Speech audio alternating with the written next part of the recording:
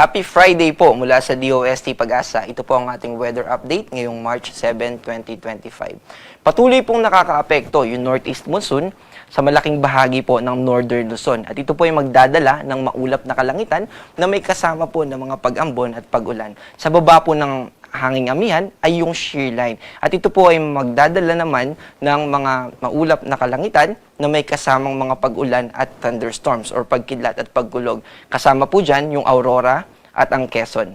Sa kabilang bahagi naman po, easterlies ang nakakaapekto, talo na po sa malaking bahagi ng Visayas at Mindanao. Sa western part naman po, simulan po natin sa Palawan, meron po tayong nakikitang cloud clusters at ito po ay magdadala ng maulap na kalangitan at may mga kasama po na thunderstorms. Sa western part naman po, kasama yung Metro Manila, ay maulap na kalangitan pero ito po yung tinatawag natin na partly cloudy to cloudy skies at maaliwalas na kalangitan po na may chances pa rin na magkaroon ng kaulapan.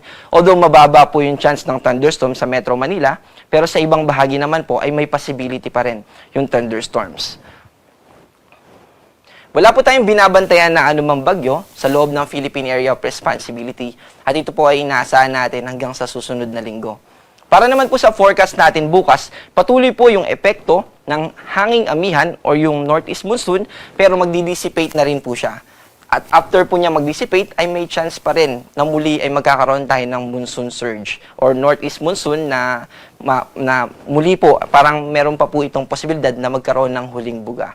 Dahil naman po sa shear line ay patuloy na makakaranas po yung eastern part ng Luzon ng maulap na kalangitan na may mga kasamang pag-ulan at thunderstorms. Sa western part naman po, kasama po yung Metro Manila, ay maliwalas na kalangitan, pero may posibilidad pa rin ng mga pag-ulan at thunderstorms.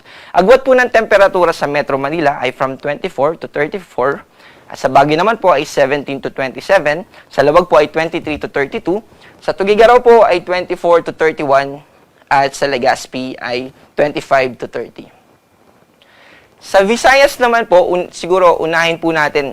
Actually, nasa Mimaropa naman po ito, pero unahin po natin dito sa Palawan. Dahil po sa binanggit natin na cloud cluster kanina, ay maaaring maka-experience pa rin ng patuloy na pag-ulan dito sa Puerto Princesa at sa Kalayaan Island. At may chances po yan ng mga thunderstorms. Agwat po ng temperatura sa Puerto Princesa ay from 26 to 30 at sa Kalayaan Island naman po ay 26 to 32.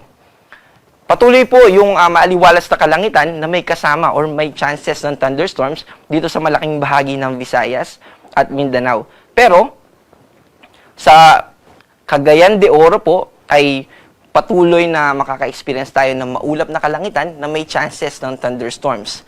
Ito po ay maaaring dulot din nung tinatawag natin na orographic lifting. Ano po ba yung orographic lifting? Dahil po merong mountain dito, yung tinatawag natin na Diwata Mountains. So, halimbawa po may bundok, tapos yung easterlies ay papunta, dun po sa papunta sa windward side, at yung po yung, halimbawa, bago pumunta dito yung hangin, yung mga kaulapan po na dala dun ay uulanin na dito dahil hindi po sila basta makakatagos sa bundok.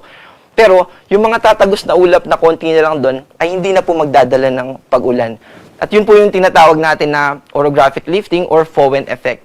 At yun po ay nangyayari kapag may mga bundok. At ito po ay maaaring dahilan din isa sa mga nakaka-contribute kaya po meron tayong na ina-expect na mga pag-ulan dito sa Caraga region. Agwat po ng temperatura sa Davao ay 24 to 31, sa Cagayan de Oro po ay 24 to 32, at para naman po sa ating gale warning, inaabisuan po natin ang ating mga kapwa Pilipino na mag-ingat po, lalo na po dito sa northern part ng Luzon. Specifically po sa Batanes, Babuyan Island, Ilocos Norte, at Ilocos Sur. Maaari pong umabot ng 4.5 meters ang ating mga pag-alon. Kaya mag-ingat po tayo, lalo na doon sa mga may sasakyang maliliit. At yung mga mangingisda na maging maingat po tayo. Para po sa ating 3-day weather outlook, sa Metro Manila po, simula March 9 hanggang March 11, ay maaliwalas na kalangitan na may chances po ng thunderstorms. Sa Baguio naman po, dahil sa impluensya po ng northeast monsoon, ina-expect po natin na maaliwalas na kalangitan at mga pag-ulan at pag-ambon lang po sa Sunday. Pero sa Monday at Tuesday sa Baguio ay ina-expect na po natin yung occurrence or yung chance ng mga thunderstorms. Sa Legazpi City naman po, ina-expect natin na patuloy yung mga kaulapan at yung mga thunderstorm activity natin dyan. Kaya mag-ingat po tayo lalo na po sa mga lugar na flood-prone areas at yung mga landslide-prone areas. Sa Metro Cebu po at sa Iloilo City, ay ina-expect natin yung patuloy na maaliwalas na kalangitan at yung mga posibilidad pa rin ng thunderstorms or mga pag-ulan lalo na po sa hapon.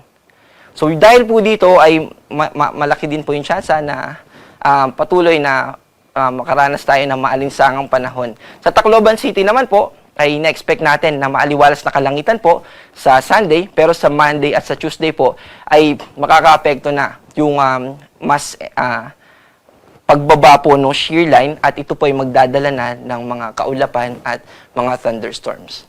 Sa Metro Davao po, na-expect natin na maaliwalas pa rin na kalangitan at may chances ng thunderstorm para sa Sunday, pero sa Monday at Tuesday po ay na-expect na natin yung patuloy na epekto ng easterlies.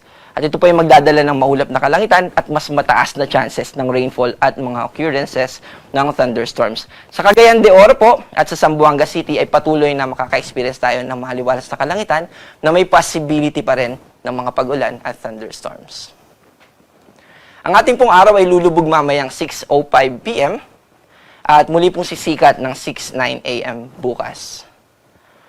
Para po sa karagdagang impormasyon, lalo na po sa mga may kinalaman sa heat index, ay pwede po nating bisitahin yung Pag-asa website at i-click lang po natin yung weather and then makikita po natin yung tab doon ng heat index. Doon po natin makikita yung past 5 days na heat index measurements sa mga lugar na kung saan meron po tayong mga stations, Pag-asa stations. At para po sa mga thunderstorm advisory, pwede rin po natin bisitahin ang ating social media pages sa X, sa Facebook, at sa YouTube ng DOST Pag-asa. Ako po si John Manalo. Maging happy po tayo ngayong weekend. Maraming salamat po.